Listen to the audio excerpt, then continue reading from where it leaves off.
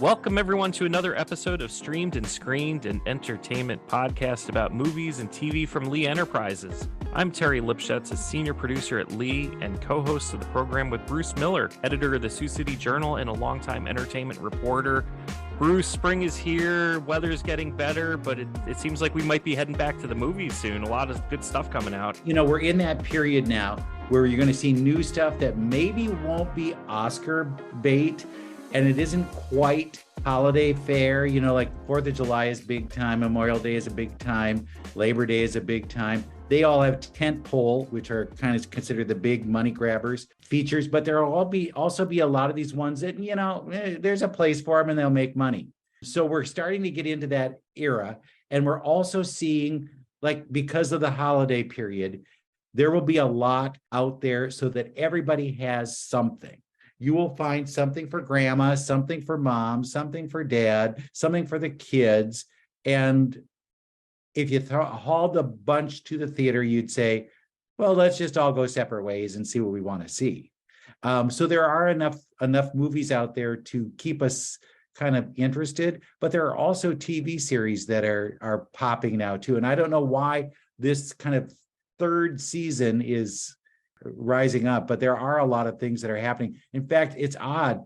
There are 3 new musical series that are popping right now. Well, one is a second season, but Schmigadoon, did you see Schmigadoon last year? I did not know. The spoof of Broadway musicals. So last year they did 40s and 50s. This year they're doing 60s and 70s. And it was supposed to be called Schmicago, but they realized that they couldn't change the name without, you know, kind of confusing people. So it's called Schmigadoon, but it's set in Schmicago. Okay. And it spoofs musicals for like Pippin, Hair, Jesus Christ Superstar. And it's about this couple that kind of wander into this goofy town where they all will act like characters from these shows. Keegan-Michael Key and Cecily Strong are the two who enter into the world. And then it's just a herd of Broadway people. Then the people who are behind the cameras on Broadway, or behind the scenes rather, have made a thing called Up Here. And Up Here is kind of a, what would it be like if musicals set in New York City? And it's big names. The people who did Frozen, Hamilton, you name it, they are doing something. And it was their big pandemic project.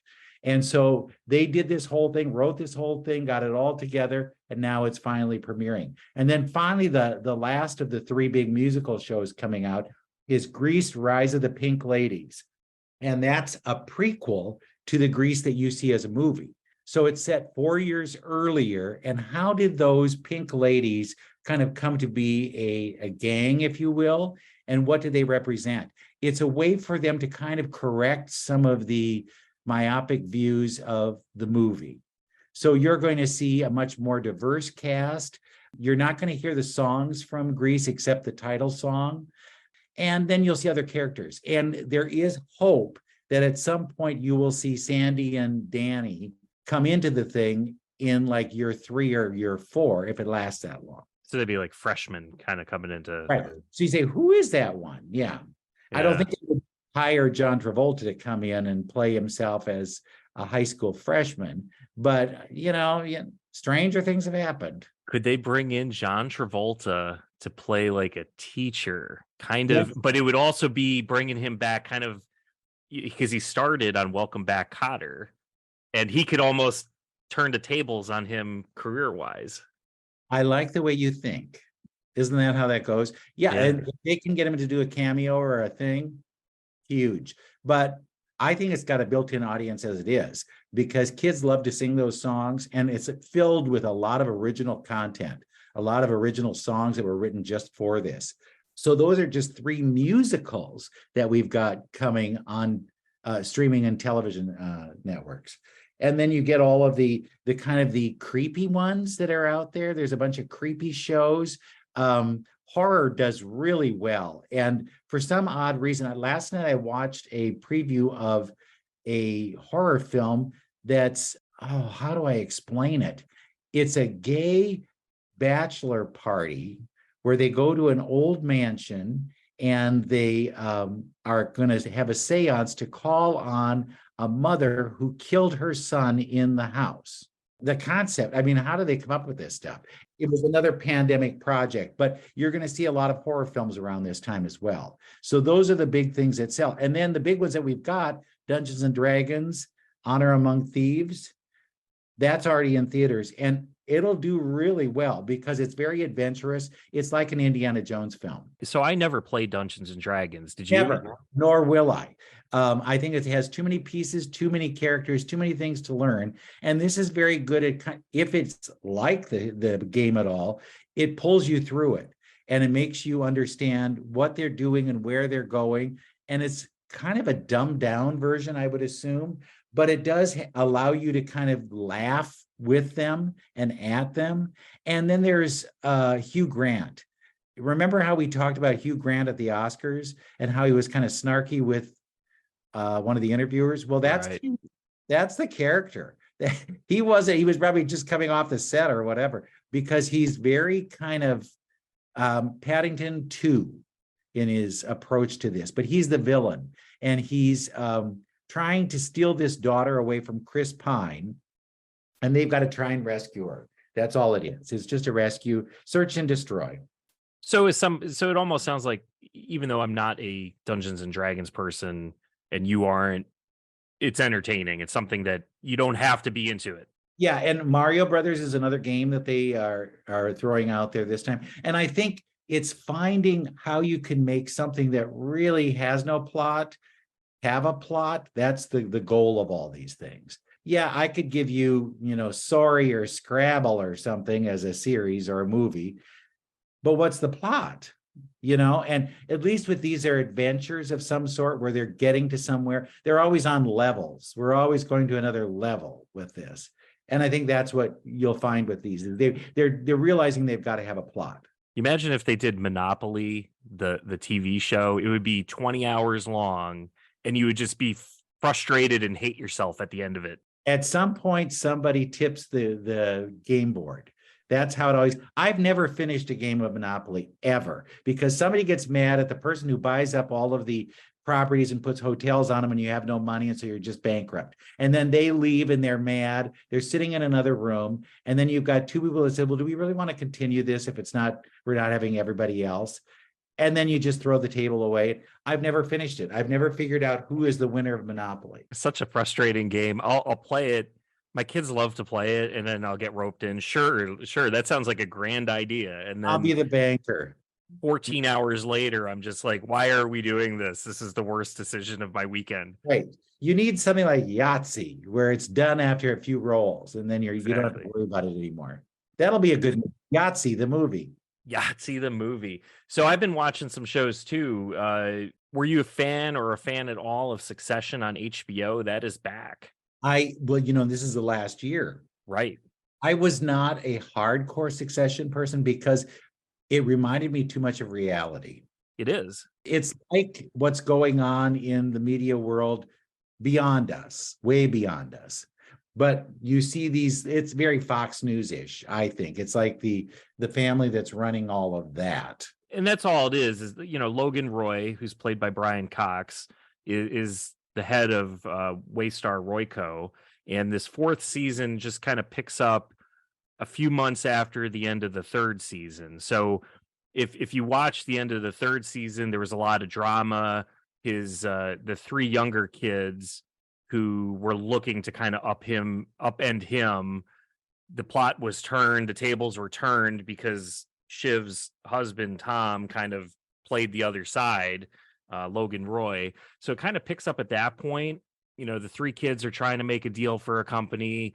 The question is will they kind of hold him hostage as he looks to unload, but he's also going to hold on to his Fox News channel, ATN. He's going to hold on to that, and he's looking to make a move.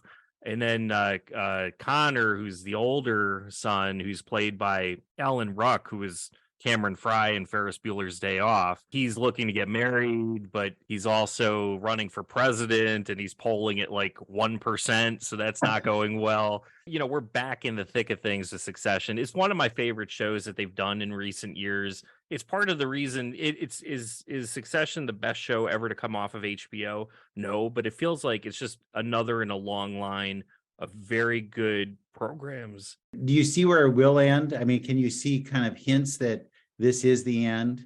Yeah, I mean, my assumption is that we'll get a resolution on the company and somebody's got to come out on top, whether he sells and the kids take over or what. But who knows? It could be just, like reality is reality and sometimes just, something will happen at the end and we're going to be like what happened to Tony Soprano. We'll just cut to black really hard and like something will happen after it. They're just not going to do a season 5. It could be, if you may remember, Rupert Murdoch just stopped a paper in London. It had so many lawsuits and everything, and they just said, we're done.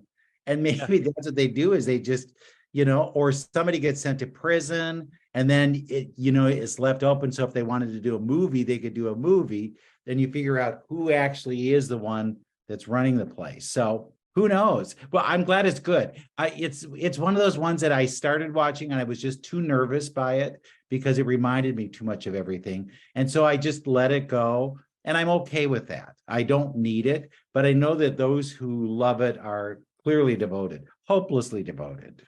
I am hopelessly devoted. I love it. And I'm going to be sad when it's off the air because it's one of those programs that it even had large gaps in between season, not just because of the pandemic, but because of the locations they were filming at. So it always felt like season 1 ended. When is season 2 coming? Season 2 ended. When is season 3 coming? Because it wasn't on that traditional 12 months later, it's coming back. It's coming back at weird intervals. So it just feels good that it's back, and I'll be sad to see it go. It's just great drama. And, it is the reality, that I guess you don't like. You want to get away from the reality, but I kind of find it fun in just this context of media and what's going on in the world today. And it's watching entitled people get annoyed about things that like, what, how is this even a problem in somebody's life? I would love to have that problem you're having. Do you like the way they just drop an episode, or do you really like when you could binge it? I go back and forth. I mean, I like the binging concept because it just, especially if it's a show that I'm watching with my wife, which is kind of going on right now with Netflix and The Night Agent, which I'll mention in a moment. But for a show like this, I just watch it by myself. She watched season 1 with me and kind of liked it and then tapped out in season 2, just really didn't want to keep going with it. So from that perspective, as a weekly program, I'm fine with it because we'll watch things together during the week. And then, she goes to bed early and I might stay up a little bit. I'll watch it on my own. So I don't need to have all 10 episodes right there. So I like both concepts. It just depends on the program. Do you feel like I've got to see it right away when they drop it on Sunday night? Or yes, like kids go to bed. Honey, go to bed. Everybody go to bed. It's Terry's time. Daddy's watching his show now, right? Yes. Everybody leave me alone. I'm tuning into Succession. Speaking of, those bingeable programs, Netflix dropped one kind of out of the blue. I wasn't really looking for it or paying attention for it, but it's called The Night Agent, and it's trending on Netflix right now. It seems to be pretty popular. It's got some good write-ups on Rotten Tomatoes from fans and reviewers. So it takes place, like the concept of this is that there's a FBI agent. He's played by Gabriel Basso. And at the very beginning of it, he prevents a bunch of deaths on a subway explosion. He finds a bomb, right? But what happens is there's some accusations by conspiracy nut jobs and, was he involved with it? So he kind of has to take a year off and they fast forward a year to where he's working in the basement of the White House, sitting in a room with a telephone that probably will never ring, but one day it rings. And it's to take a call from a disavowed agent in the secret agent and to kind of help them through a situation. Meanwhile, you have this other character, Lucianne Buchanan, who's kind of a newcomer to acting, doesn't really have a whole lot of credits. Whereas Gabriel Basso, he played J.D. Vance in Hillbilly Elegy, so he's been out there before. But Lucianne, a little bit more of a newcomer. She plays a cybersecurity person, entrepreneur who loses her company. So she's got this company at the start. Fast forward a year, and she's staying with her relatives, her aunt and uncle, who are all of a sudden murdered, and she has to make the phone call. They're like, you got to call this number, get help. And that number goes to Gabriel Basso in the basement. So it's a spy thriller. It's pretty intense. It's who's playing who. There's the thought that there's some bad actors in the White House. What's going to happen? It also stars Hung Chau. She plays Diane Farr, the White House chief of staff. You would, of course, know her. She was nominated for Best Supporting Actress in The Whale. So we've got a few names in this program. It's pretty good. We've gotten roped in. Only a couple episodes in. I'm not going to drop any real spoilers. That's just the basic plot development to get you going through the first 10 minutes of episode 1. But yeah, it's a pretty good show, and we're going to keep coming back to it. Did you ever see The Night Manager? Tom No. Hiddleston, he played the manager of a very high-end hotel. And he was also an agent where he was trying to dupe a lot of people that come into the hotel, basically. He had all this access to stuff. Fascinating series. They're going to do another season of it. So if you happen to see that floating around, don't confuse the two, but it's very much that kind of duplicity that you wonder about, oh, what's going on here? This is kind of fascinating. I'm intrigued. Let me rail for a minute about Netflix, because they have the worst way of letting people know about something that's coming on. I mean, until you hear people talking about it, you have no clue that these things are popping, and they just will drop them. They'll get foreign language series that were huge hits in, whatever Slavia. And they'll just drop it on there, and then you'll hear everybody talking about this. And maybe that's their method, but I find it's really kind of undercutting, because then you think, well, I'm missing out on something. How come I don't know about this? And then sometimes they'll do way too much, where you'll see Adam Sandler on every talk show there is talking about the movie he did, and it's okay. So I really wish they would be either a little more discriminating about what they push, or help us through it a bit. I don't remember ever getting any messaging, because I'll get those emails maybe on a weekly basis saying, based on the shows you've watched, here's something coming to Netflix that you might be interested in. I don't remember ever seeing anything for The Night Agent. I've seen plenty of other things out there, but that one just, we're literally out of things to watch, because we kind of finished up one show looking for something new, and we're just skimming through the Netflix and what's out there, and we kind of got sucked in by a trailer and thought, okay, well, let's give it a whirl. The categories that they have on that, when you go to the kind of the directory page, you might like, and then you're thinking, what have I watched that they think I would like this crap?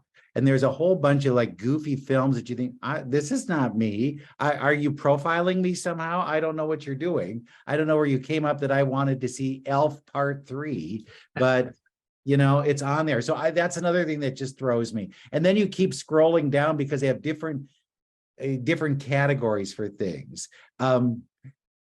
Shows people are talking about, shows nobody's talking about, shows you could talk about, comedies that you haven't seen in a long time. You once watched this, now maybe you want to watch it again, and it just keeps going. You think, oh, please. Please, please, please. So be careful what you watch, because it might come back to haunt you. Yeah. There's my rant. Was that my rant for the day? That's your rant for the day. That's my rant for the day. But yeah, and it's funny how Prime Video, which used to be called Amazon Prime, but it's now called Prime Video, have been putting out an awful lot of product. In fact, I've been inundated with a lot of interviews. You'll see as we go along. But they have Air coming out this weekend, which will be huge in theaters. And that's the story of Nike when they pitched Michael Jordan to be their standard bearer for basketball shoes. And fascinating look at a true story with Ben and Matt. That'll be big. But they've got a lot of these other series too, where they're remaking things, kind of molding things. And one of the things that I actually saw was what they consider a faith-based film. Now, I don't know what that means to most people. I always think, oh, it's a religious film. You're trying to show me a religious film. Is that what it is? But it's not necessarily that. It just says that people believe in some kind of higher power. And this one is called On a Wing and a Prayer. And it's a true story about a businessman who takes a couple of lessons of flying lessons, but doesn't really, think much of it, and then ends up in a plane with his family, and the pilot dies. And he's got to figure out, how do I land this plane? Because I really wasn't paying attention that much when I was, in classes, because I figured I wouldn't need this, right? So they get the dead body in the back of the plane, and then he gets behind in the cockpit and starts trying to figure out, how do we land this? And they bring in help from the outside. One of the people they find is somebody who actually flew one of those planes, and he's played by Jesse Metcalfe. Jesse Metcalfe, if you may remember, was the gardener, the hunky gardener that Eva Longoria fell for in Desperate Housewives. And this is his way of trying to move into a different layer of filmmaking. So for him, it was a good move to let people see him as something other than the hunky gardener. And then he was on a long time on Hallmark Channel. He's been in every Christmas iteration you could find. And he was also in Chesapeake Shores, which was a series that they had on the Hallmark Channel.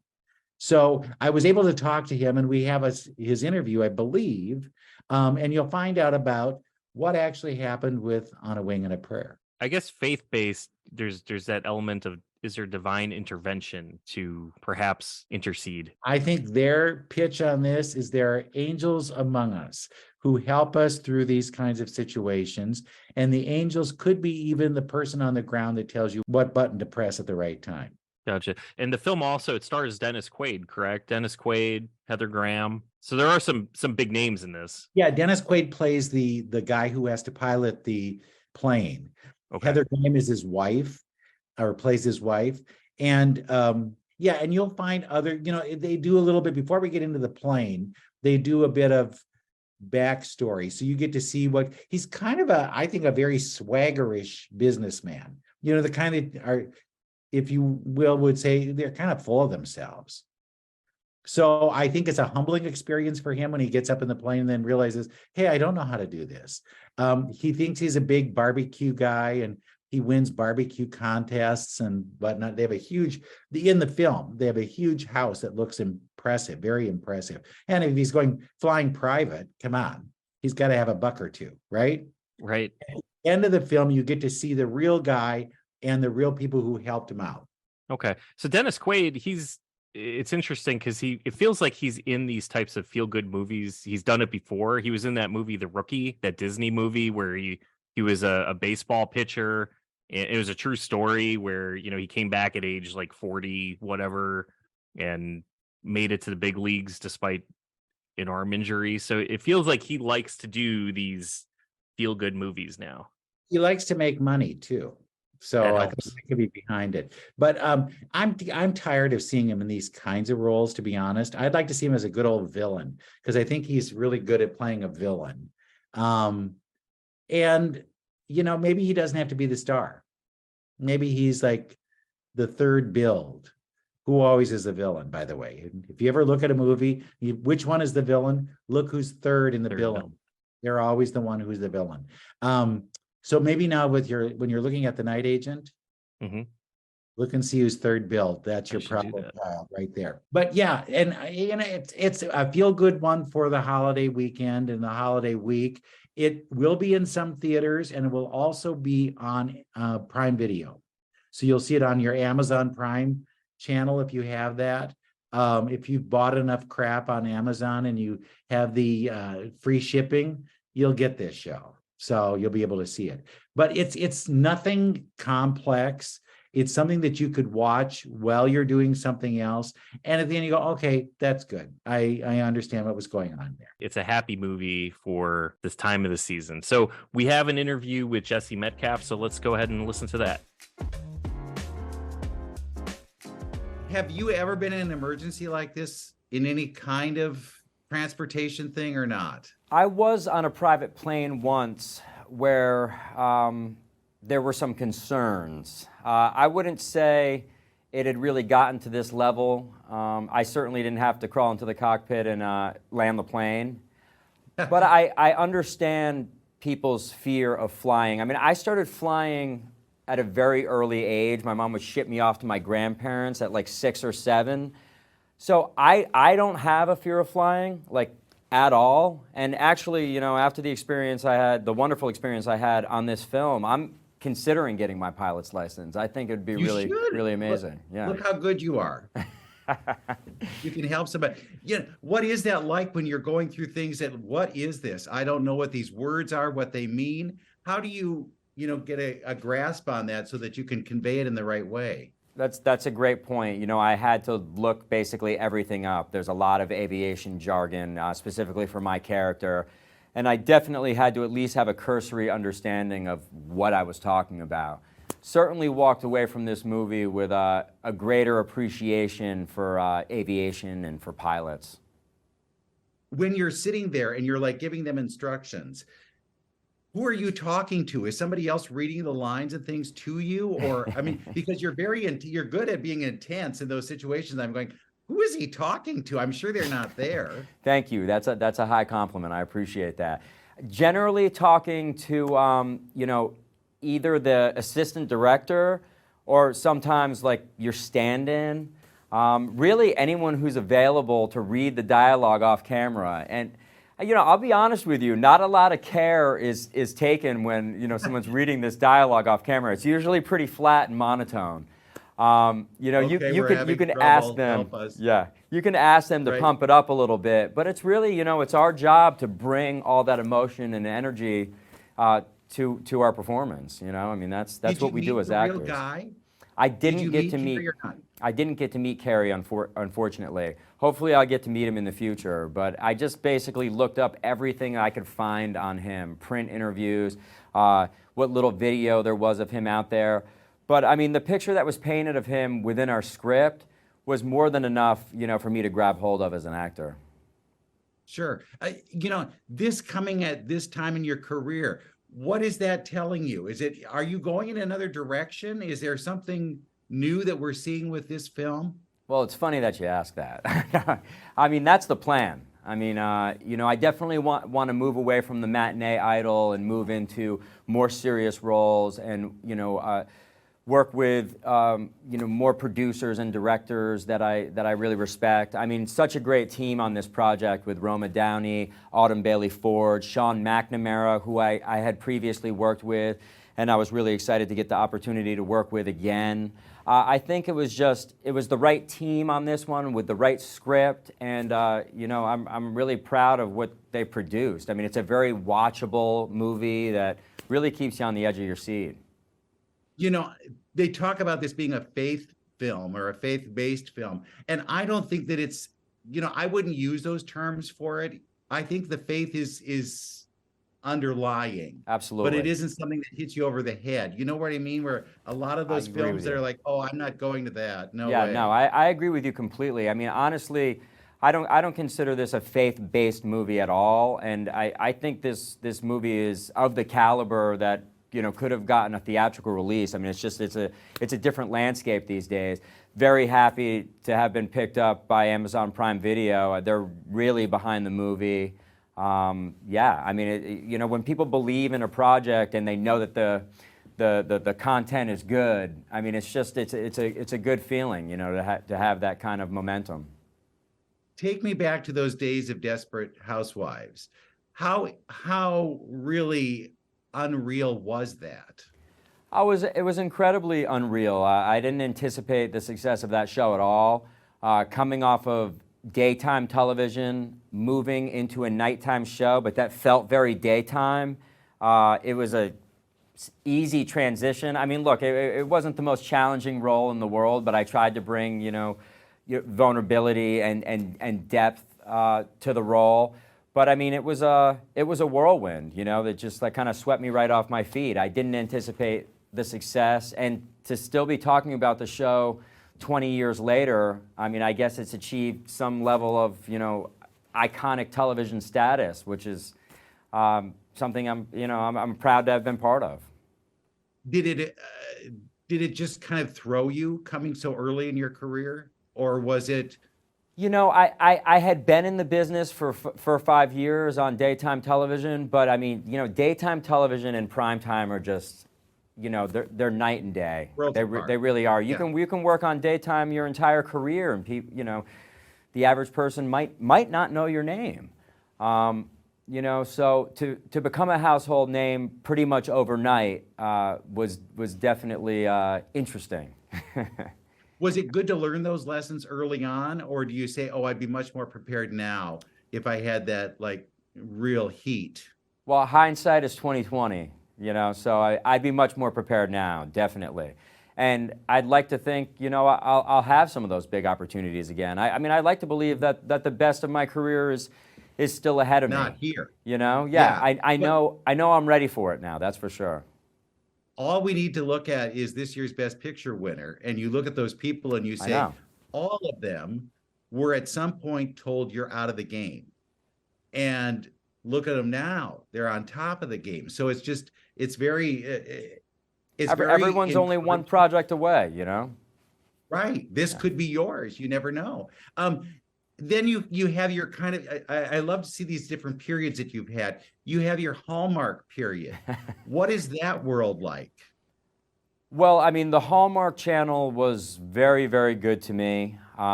They allowed me to executive produce some projects with them and kind of, be involved in the creative and the casting of those projects. I really learned a lot during my Hallmark period. And, I'm proud of a lot of the work that I created during that period as well, with this show that I did for them called Chesapeake Shores, where I, played, performed, and wrote some of the music for the show. Right. I mean, I give 110% to everything that I do. I mean, I'm one of those actors that really cares. Maybe I care a little too much, but, I like to look back at different periods, as you say, and be proud of those periods. So, that was a great time in my career. In the learning process, do you go, oh, that's something I'll never do again? Or is it, okay, this is how I would change those things up if I did this again? Well, there's always lessons. You have to find the lessons in everything you do in life, but specifically in this business, I mean, you want to continue to become a better actor. I am very interested in doing more producing and executive producing. So, you have to learn those lessons. But it's really about it's about relationships, and it's a very people-oriented business. It's a collaborative art form, and you have to work well with others. And I mean, those are the best lessons, I think. What is it like when you want to create something? Is it hard to actually get others on board with you, or what? To me, it'd be a big sales job. I'd have to sell others on my vision, and I don't know that I could do it. Well, producing is a big sales job, isn't it? I mean, generally you're trying to find financing for ideas that you have, and that can be a little soul-sucking at times, because as artists, we don't want to be, making phone calls and sending emails begging people for money. But there's also some great facets to executive producing or producing as well, kind of like being in charge of the entire picture, which sometimes, when you're just an actor on a project, hired to do one specific thing, it can be a little limiting, specifically when you see things that could be better, or, maybe, holes in a story that could be patched up, and you have ideas for that. You're not always in the position to share those ideas. Would you ever not act? Would that ever be in the cards? Would I ever not act? Yeah. I think that could be in the cards. I think I would like to move behind the camera, specifically in producing roles, and I have an interest in directing. I mean, I went to New York University for writing and directing, Tisch School of the Arts, but over the years, I've seen how much work directing is. I mean, you're literally, the first person on the set, the last person to leave, and up all night preparing. So, I think producing might be my lane. Better, yeah, is a better thing. And how? Forgive me for not knowing what this is like, but when they're judging you to cast you in a role based on a look, how do you deal with that? I would find that very difficult. Well, a lot of people say that there's a lot of rejection in our business, but I think you can't look at not getting a role as rejection, because getting a role is like finding a needle in a haystack. You know, there's so many variables as to what producers and directors and casting directors are looking for a specific role. So I think, you know, you have to just put yourself out there, give the best audition possible, and if it doesn't go your way, just let it go. I mean, easier said than done, but... dealing with the rejection would be the very difficult thing. Well, why wasn't I right for this? You exactly. know? I mean, hey, nobody likes dealing with rejection, but that's life. It's life, right? What's next then after this? Are you already working on something? Well, I have 2 other films coming out this year. I mean, 3 actually. One's called The Comic Shop, which is kind of like a Kevin Smith-esque story about a disgruntled comic book store owner who you know, had some trials and tribulations in his life. It's kind of an interesting story. Then I have another one that's on the festival circuit right now called The Latin from Manhattan. And then I have a V.C. Andrews series of movies coming out on Lifetime, where I play a dad in the early 60s. So it's my first dad role, so I'm kind of excited about that. See, I've seen wonk wonk. No, I've seen some of the footage actually doing ADR for the movies, and I play opposite this adorable, you know, effervescent actor, Breck Bassinger, who's from this series Stargirl. I play her father, and it's very, very charming actually. I was really, really pleased with it. I'm excited for people to see it. Well, you know, if we're ever on a plane together and something happens, I'm calling you into action here. You're going to be helping me land the plane, because I know nothing about that. And you might want to call Dennis, but hey, you know.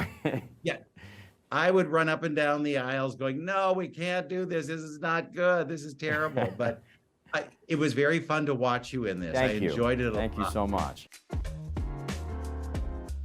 All right, Bruce, thank you for that interview. What else do we have on tap coming up? Big kind of surprisey thing. Rachel Weisz, Oscar winner Rachel Weisz, is in a new adaptation of Dead Ringers. It's about twins who are in the birthing business, if you will. And if you may remember, Jeremy Irons starred in this film in the 90s. It was a David Cronenberg film. Well, now Rachel has the part where she plays 2 characters.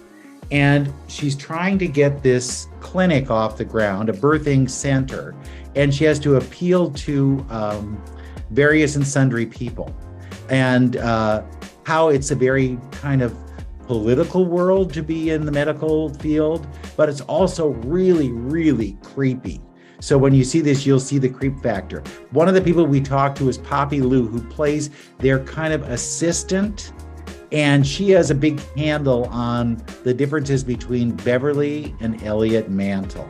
So we'll have that next week, and we'll talk about some other kind of creepy ones that are coming. All right, that sounds good. So we'll look forward to that. Thank you, everyone, for listening to another episode of Streamed and Screened.